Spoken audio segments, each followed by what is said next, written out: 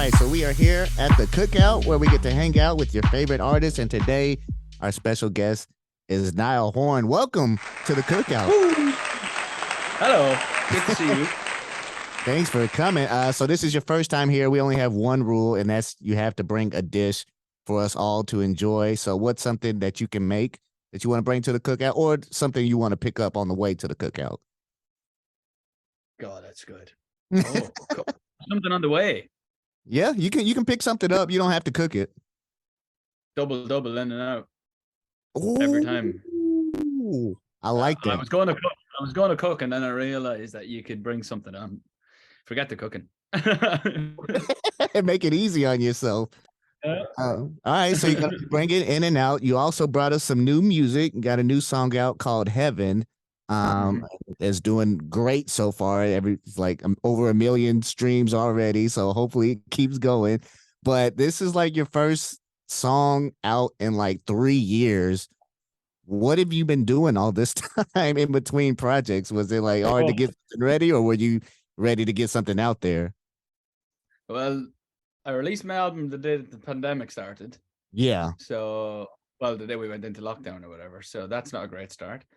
Then tour got cancelled, obviously, for obvious reasons. And then it was just about doing what everyone else was doing, which was not being creative and kind of just sitting at home and doing the thing that everyone else was doing. And then after I got over being angry at the world, I just sat down and wrote a song one night, and then it became the whole through line for the record, and that's where it kind of started. And then it was about getting the producers that I wanted to work on it in the same room, but one of them lives in New Zealand and had to come to LA all the time, but New Zealand was the last country in the world to open up, so it was taking a lot longer to Yeah. do than I would have liked. But we're here now.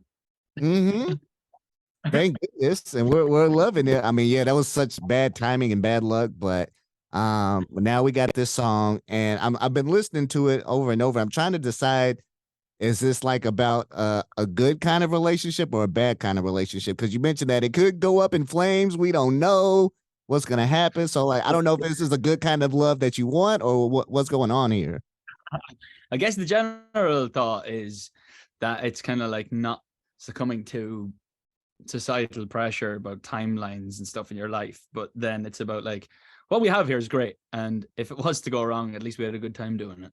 And I think that's kind of the idea. It's like we're everyone's always thinking too far into the future. Mm. Like we're having a lot of, I'm not saying it's going to go up in flames, but what I'm saying is it's really good. Let's keep having fun, because when you see people's flames dying out, it's because they've thought about it too much. Okay, so more like just be in the moment and enjoy the ride while it's happening. Correct. Okay, I like that. Now, this is going to be part of your new album called The Show, which is coming out in June. Now, we saw, like, I Mm. was looking on the pre-save track list, like, there's 10 tracks. Is there a possibility that there could be more tracks added, or is that definitely is just going to be 10 tracks? No, I wanted it to be 10.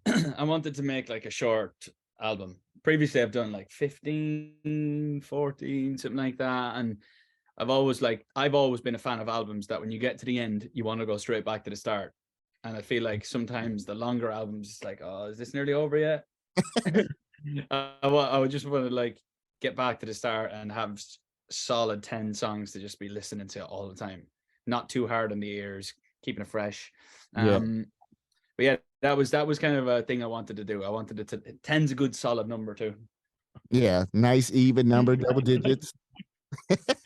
Yeah. uh, is it is it is there any features on it? You don't have to say who it is, but can we be expecting like some special guests on this album? You might. June 9th, baby. June 9th. Pre-save to find out. All right, we gonna find out. So what are you most excited about, this era? Because like each album is like a new era, a new chapter in your life. You got Heaven, now you got the show. What are you most excited about this time in Niall Horan's life? Yeah, I just feel like the story of the album feels strong to me. And I can't, like, in hindsight, you know, maybe the others weren't as, if this one feels like really me, feels more like my first record. It's got like a whole the whole world around it feels really real to me, and really what's going on in my life, and feels relatable too. Also, I'm excited about like the music videos, all the pictures going out, all the content that we've done, Mhm. the merch we're making.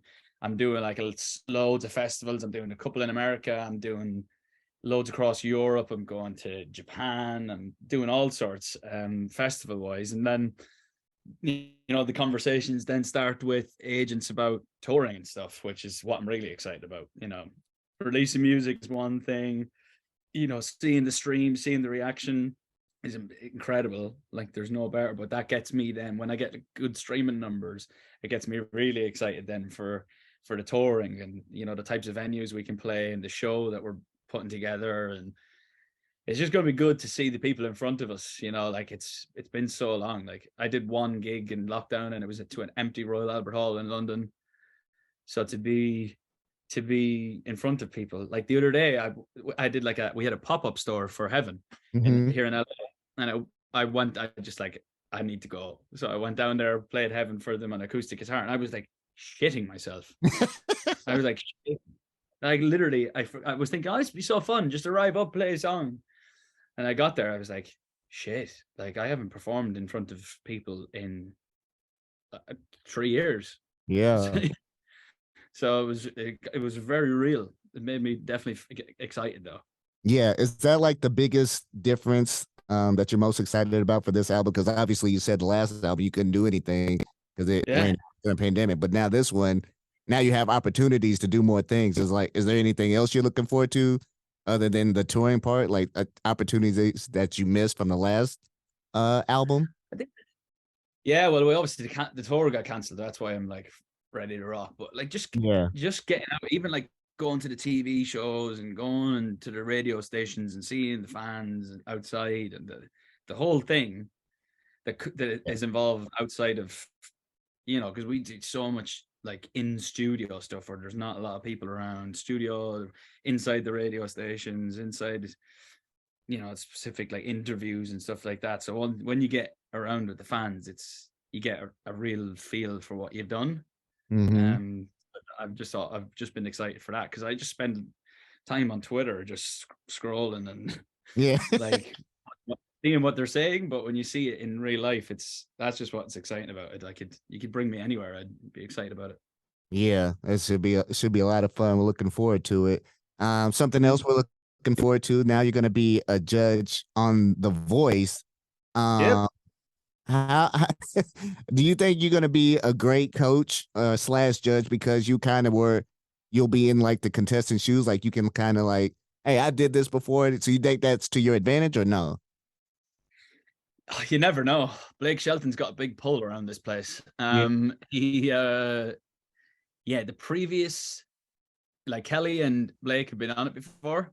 Mm-hmm. So they know Blake's won it, like he keeps telling me he's won it like 9 times.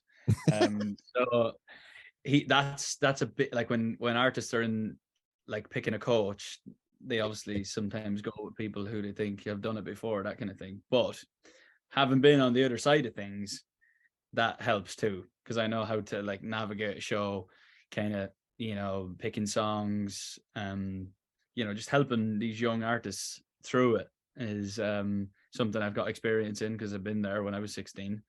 So Right. I think having that empathy with them, and thinking past the show Mm. is a big thing that I have in my arsenal. And yeah, I've got a good team, put it that way. We've got some there, to be honest, everyone that comes on The Voice is a great singer. You just have to like pick and choose what like really perks your ears up, what actually makes you feel something. So I've got a team full of that, and I fancy our chances. I think we've got a few people there that could win it. Yeah, you think you could be rookie of the year and win it the first time on the show? Fingers crossed. I hope so. That'll be a hell of an announcement Yeah, onto the Voice stage. Win the thing in year one. yeah, let's go ahead. Let's just shoot for the stars. Win the whole thing this year. Well, we wish you luck on that, and we wish you luck on the upcoming album and hopefully upcoming tour. And we appreciate you stopping by the cookout. Thank you so much, Niall. Cheers, bud. I'll see you soon.